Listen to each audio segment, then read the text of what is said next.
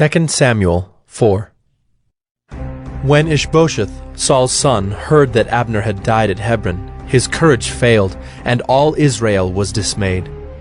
Now Saul's son had 2 men who were captains of raiding bands. The name of the one was Baanah, and the name of the other Rechab, sons of Rimmon, a man of Benjamin from Beeroth, for Beeroth also is counted part of Benjamin. The Beerothites fled to Gittaim and have been sojourners there to this day. Jonathan the son of Saul had a son who was crippled in his feet. He was 5 years old when the news about Saul and Jonathan came from Jezreel, and his nurse took him up and fled. And as she fled in her haste, he fell and became lame, and his name was Mephibosheth. Now the sons of Rimmon the Beerothite, Rechab and Baanah, set out, and about the heat of the day they came to the house of Ishbosheth, as he was taking his noonday rest. And they came into the midst of the house as if to get wheat, and they stabbed him in the stomach. Then Rechab and Baanah his brother escaped. When they came into the house, as he lay on his bed in his bedroom, they struck him and put him to death and beheaded him. They took his head and went by the way of the Arabah all night, and brought the head of Ishbosheth to David at Hebron. And they said to the king, "Here is the head of Ishbosheth, the son of Saul, your enemy, who sought your life. The Lord has avenged my lord the king this day on Saul and on his offspring." But David answered Rechab and Baanah his brother, the sons of Rimmon the Beerothite, "As the Lord lives, who has redeemed my life out of every adversity, when one told me, 'Behold, Saul is dead,' and thought he was bringing good news, I seized him and killed him at Ziklag, which was the reward I gave him for his news. How much more, when wicked men have killed a righteous man in his own house on his bed, shall I not now require his blood at your hand and destroy you from the earth?" And David commanded his young men, and they killed them and cut off their hands and feet, and hanged them beside the pool at Hebron. But they took the head of Ishbosheth, and buried it in the tomb of Abner at Hebron.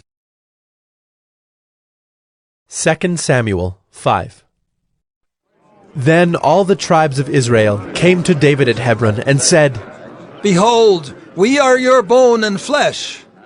In times past, when Saul was king over us, it was you who led out and brought in Israel.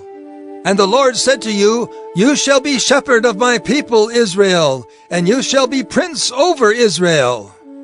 So all the elders of Israel came to the king at Hebron, and King David made a covenant with them at Hebron before the Lord, and they anointed David king over Israel. David was 30 years old when he began to reign, and he reigned 40 years.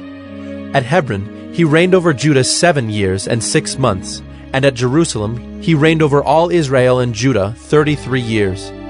And the king and his men went to Jerusalem against the Jebusites, the inhabitants of the land, who said to David, "You will not come in here, but the blind and the lame will ward you off." Thinking, "David cannot come in here." Nevertheless, David took the stronghold of Zion, that is the city of David. And David said on that day, "Whoever would strike the Jebusites, let him get up the water shaft to attack the lame and the blind who are hated by David's soul." Therefore it is said, "The blind and the lame shall not come into the house."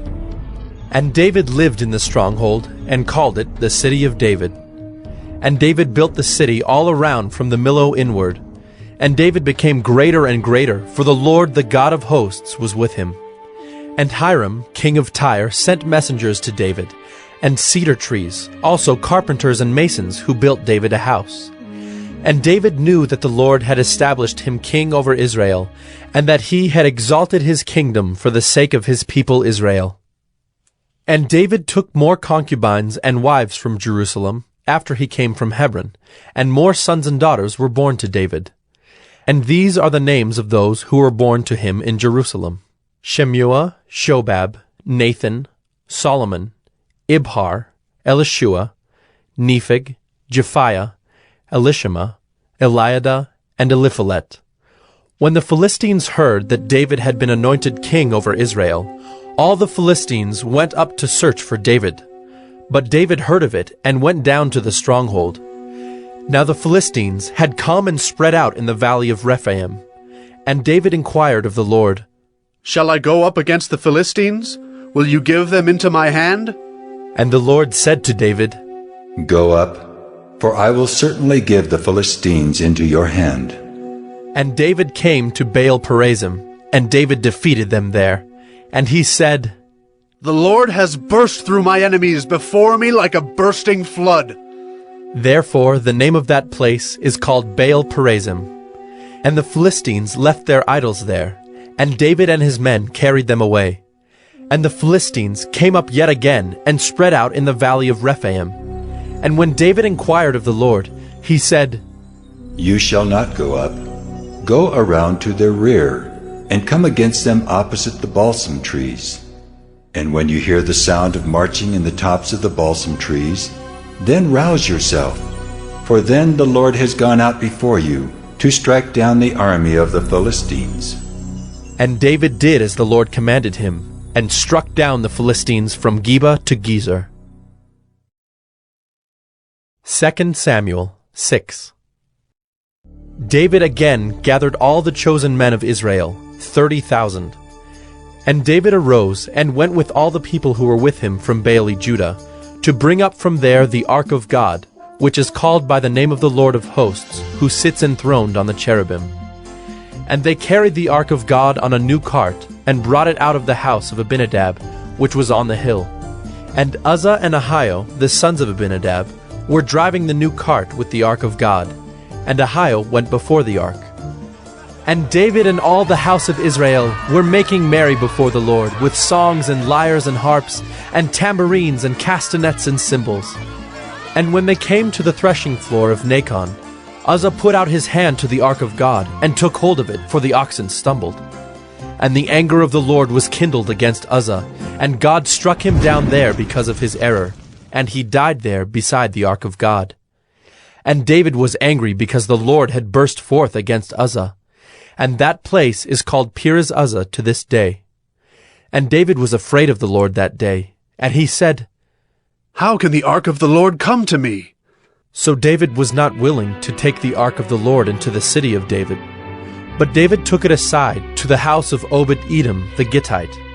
And the ark of the Lord remained in the house of Obed-Edom the Gittite 3 months, and the Lord blessed Obed-Edom and all his household. And it was told King David, The Lord has blessed the household of Obed-Edom and all that belongs to him because of the ark of God. So David went and brought up the ark of God from the house of Obed-Edom to the city of David with rejoicing. And when those who bore the ark of the Lord had gone 6 steps, he sacrificed an ox and a fattened animal. And David danced before the Lord with all his might. And David was wearing a linen ephod. So David and all the house of Israel brought up the ark of the Lord with shouting and with the sound of the horn. As the ark of the Lord came into the city of David, Michal, the daughter of Saul, looked out of the window, and saw King David leaping and dancing before the Lord, and she despised him in her heart. And they brought in the ark of the Lord, and set it in its place, inside the tent that David had pitched for it. And David offered burnt offerings and peace offerings before the Lord. And when David had finished offering the burnt offerings and the peace offerings, he blessed the people in the name of the Lord of hosts, and distributed among all the people, the whole multitude of Israel, both men and women, a cake of bread, a portion of meat, and a cake of raisins to each one. Then all the people departed, each to his house. And David returned to bless his household. But Michal, the daughter of Saul, came out to meet David, and said, How the king of Israel honored himself today, uncovering himself today before the eyes of his servants, female servants, as one of the vulgar fellows shamelessly uncovers himself. And David said to Michal, It was before the Lord who chose me above your father and above all his house, to appoint me as prince over Israel, the people of the Lord, and I will make merry before the Lord. I will make myself yet more contemptible than this, and I will be abased in your eyes. But by the female servants of whom you have spoken, by them I shall be held in honor. And Michal the daughter of Saul had no child to the day of her death.